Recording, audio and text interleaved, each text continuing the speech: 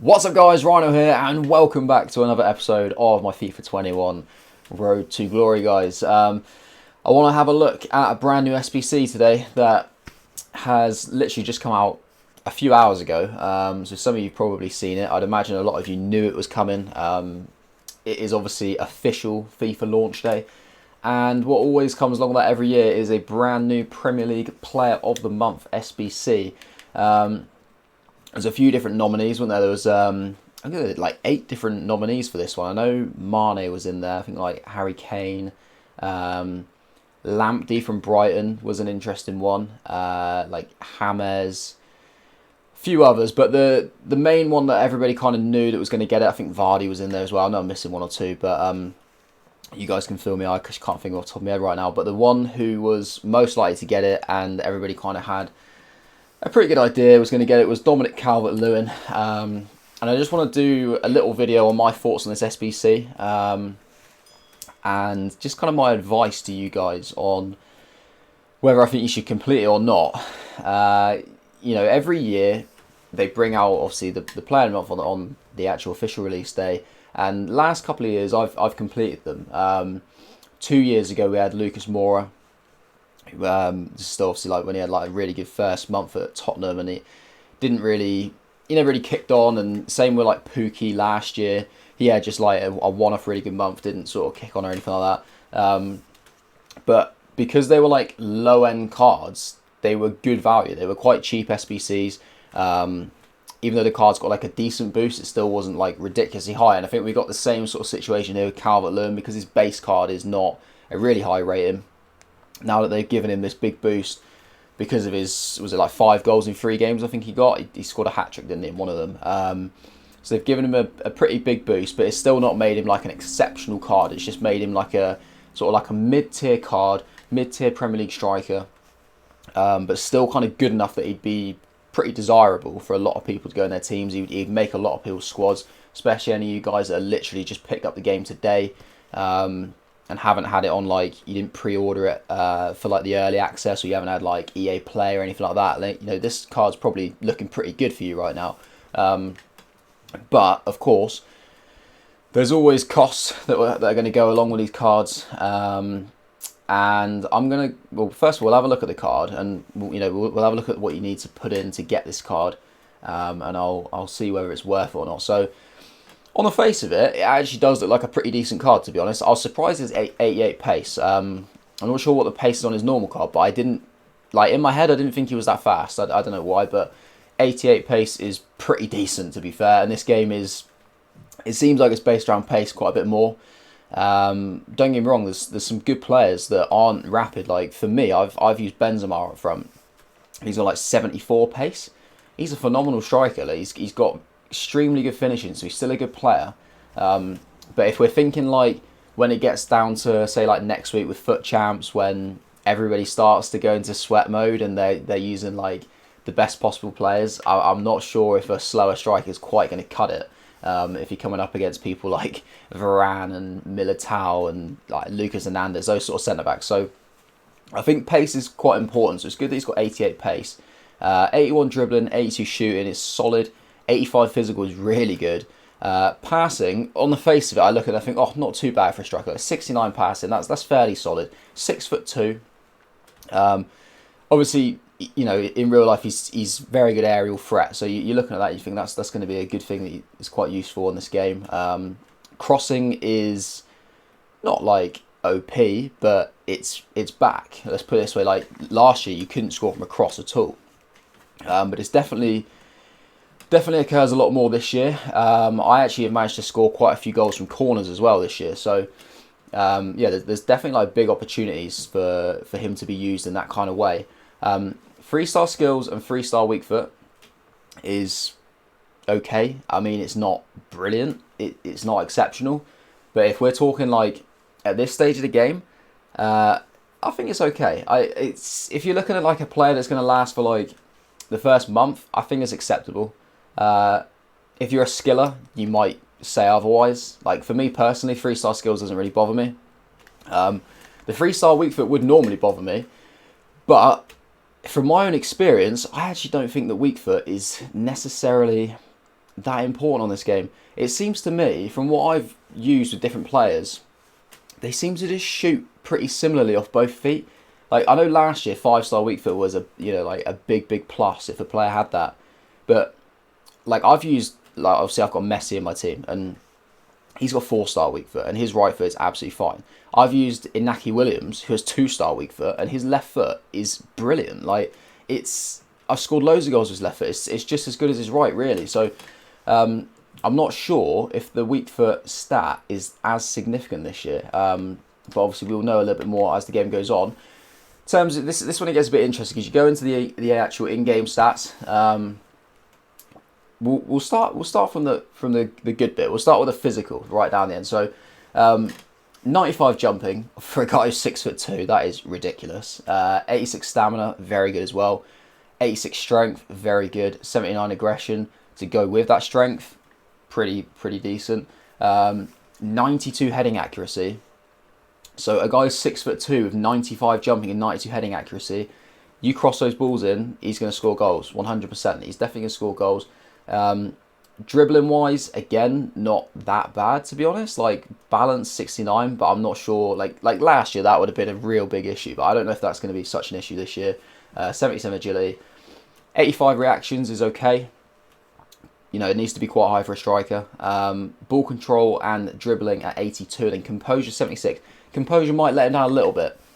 But it is only like an 84 rated card, so you know we're not expecting like 90 in every stat. You know, it's understandable that one or two of the stats are a little bit on the low side. The passing stat is what really concerns me. This is what I think lets him down massively. So short passing 76, that's okay. That, you know, for a striker that's not bad. It's not exceptional, but it's okay. You know, vision 70. Kind of average. Crossing 71. Risk, he's not going to be crossing much. I mean, he could get into crossing position if he runs down the channel, but it's not a big thing. Free kicks, okay, yeah, like whatever.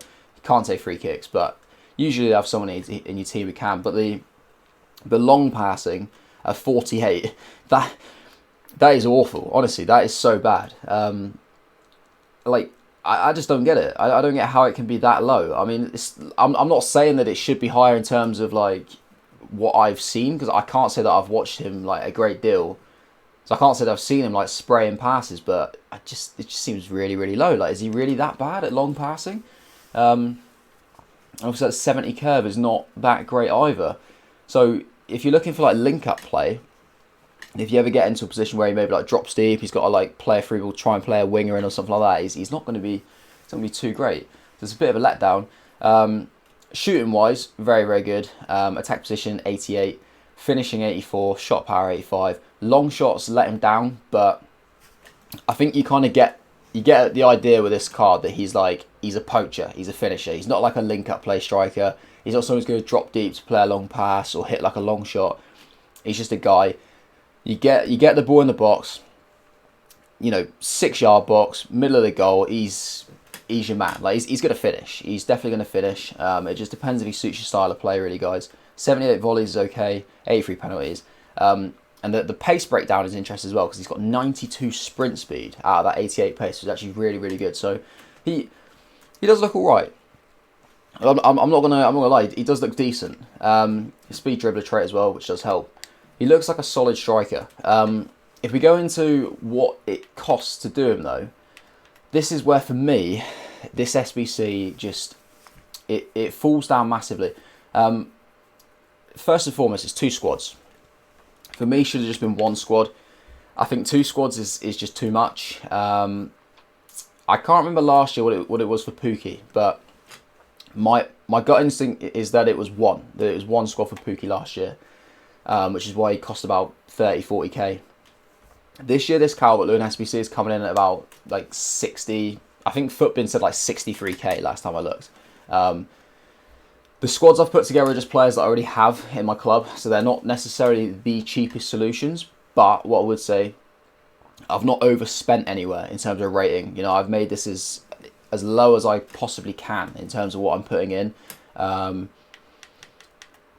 I should say as well, there are players that appear in 2 squads because I'm not actually going to submit it. And you know, we're kind of, I think you can sort of see that I was getting to that conclusion anyway, that I'm not actually going to do this SBC. But, you know, I wanted to do a video on it because I want to show you guys my thoughts, and I just want to help you guys in terms of why I don't think I should do it. But don't get me wrong, like, I'll get to it in a minute, but I completely understand why some people are saying that it is worth it. So there's definitely two sides to the situation. But anyway, so first squad you need, well, straight away, you need a Team of the Week player, which is why it's become a little bit more expensive. It does need to be an 83 rated squad with 75 chemistry. So 75 chem does make it a lot more difficult straight away. But an 83 rated squad is not too bad. You know, it's not too bad. Fodder's not that expensive right now because there's not like loads of high rated SBCs available. So it's not too bad at this stage. So, I mean, I've got Patricio, Zapata, Acerbi, Maguire. I've got Informed Chilwell. I had like untradeable, and he's only worth about like 15, 20k anyway, so I just thought I'd throw him in. Ruben Neves, Fabian, Ramsey, Lazari, Ibrahimovic, and Rafa. Now that gets it done.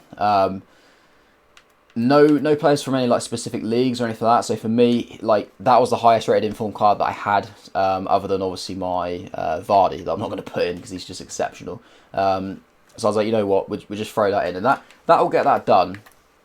And then for the other squad, I mean, if you guys want a copy of these squads, I'll bring them up here. But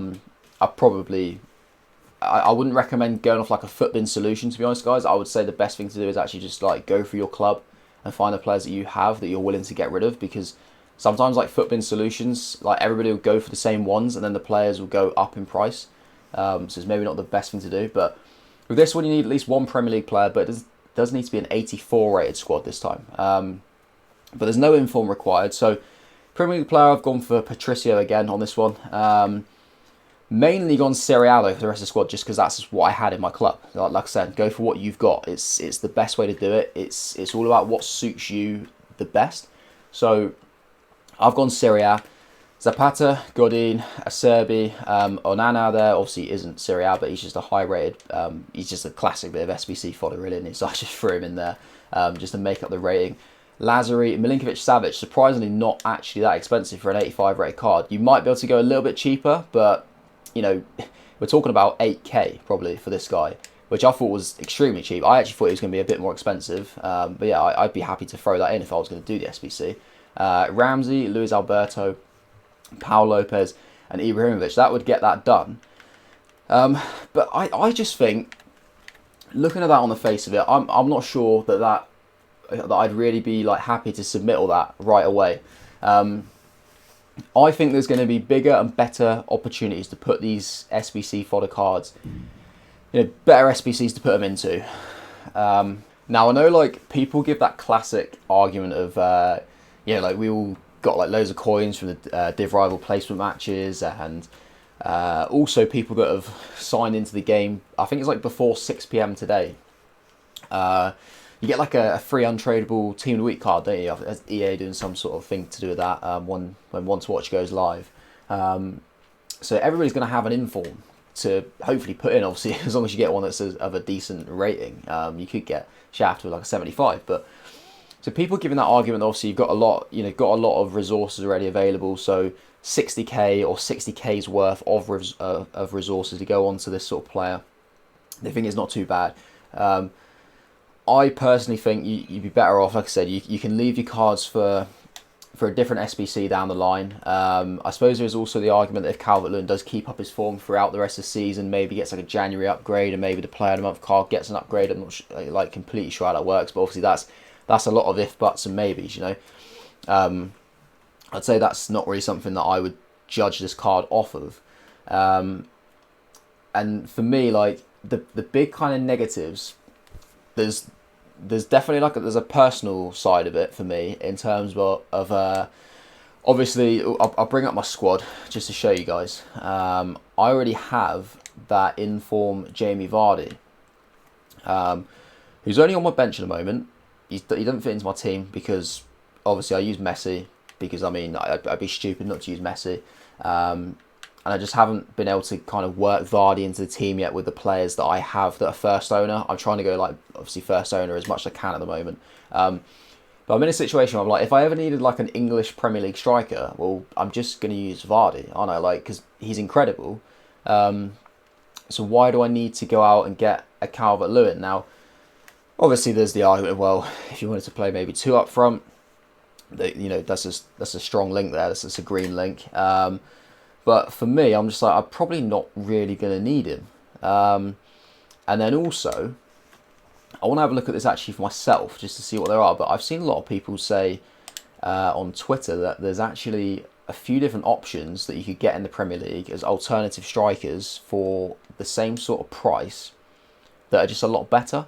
So if we're saying like, we'll say 63k, and I don't know, we'll put it at like minimum 40. Just want to see what gold Premier League strikers come up for that sort of price. So Harry Kane, I mean, obviously that's kind of like, oh, we're not actually on striker. That's obviously like personal preference. Obviously Kane's a bit slower. Richarlison, I suppose that's like a green link there to Calvert-Lewin. Obviously he's got 5-star weak foot, so he's a decent choice. Why is there so many like out of position cards? That's so annoying. Is there anybody else? Let's see. Maybe some players gone out. I saw that apparently Gabriel Jesus was that price, but maybe Jesus has gone up. We'll go like a little bit higher as well, just to kind of get like an idea. But so you got Richarlison and Kane, that would be alternatives there to Calvert-Lewin for that sort of price. Let me just bump this a bit higher as well. Let's put that at like 60 and let's put it at like 70. I think that's a pretty good idea that you get there. So yeah, so Jesus comes up now, so he's slightly higher than what he was earlier. So you could pick up Gabriel Jesus, you could pick up Richarlison, you could pick up like a Harry Kane. That's probably like your 3 choices. I'm not going to go much higher because obviously we want to keep this like realistic. But yeah, so like for me, probably like Jesus is like the main one. He's always pretty decent on FIFA. So there are different players that you could pick up if you wanted to get someone instead. And obviously that's going to be a tradable player off the market that you could then sell and get some coins back. But obviously the market is a little bit unpredictable at the moment, so that's kind of the good thing. That's the good side of sinking your coins into an SBC, into an untradeable player. You don't have to worry about the market. You don't have to worry about the players like going down in price or anything like that. Which is what I do like about having a lot of like first owner players, because even though when I have like first owner players, even if they're tradable, I kind of tend to keep them a bit more, because I'm like, well, there's like that kind of personal like that touch in there, of having a player that's first owner. I think a lot of people like to have a player that's been pack pulled and they got themselves. But yeah, it's definitely up for debate. It's a very, very interesting one. I was like literally that close to doing it, to be honest, guys. Like I'm not going to completely rule out doing it at some point. I've got the squads there. I'll keep you guys up to date if I do decide to do it in the end. But for this video today, I'm not going to get it done. I just actually thought as well, there's obviously pack rewards as well. Jumbo gold pack, not the best of packs. And a premium Electrum players pack, which is okay. So you can maybe get a little bit of money back there as well, guys. That's important to know, actually. Almost forgot that. But yeah, they're like average packs. So I'm not going to do it, but I'm open to change my opinion if you guys in the comments say to me that you recommend me doing it because you've used him and he's really, really good, or if I come up against him in champ, and he just destroys me, I might go ahead and get it done. You've got 30 days to get this SBC done. There's a lot of time. But I just think in about 30 days time, probably in like a month, there's going to be a lot of better cards out there, and for a similar sort of price, to be honest. So that's my verdict today on this one. Like I said, could change, but I'm not going to complete it right now. I don't personally believe it's quite worth it, especially for me personally with the Vardy situation. But let me know in the comment section below, guys, what you do think about this particular SBC card, whether you've done it, whether you think it's value for money, whether you've enjoyed him in game, even if it's just like experiences playing against him and he's played really well against you. Just let me know. I'd be really intrigued. Let me know if you pack anything. If you do them and you open up the packs and you get something to recuperate some of the coin value, that's always that's the ideal situation. If we could all just complete it and just take the card and pack something sick in the packs we get, that'd be perfect, and it'd just be like getting them for free. But unfortunately, it's not going to happen to all of us. But yeah. If this video was useful for you guys and you enjoyed it, smash the like button. It does help the videos out. And obviously, if you want to keep up to date with all my latest FIFA 21 Road to Glory content, then subscribe to the channel as well. I will have my rewards video coming up after this one.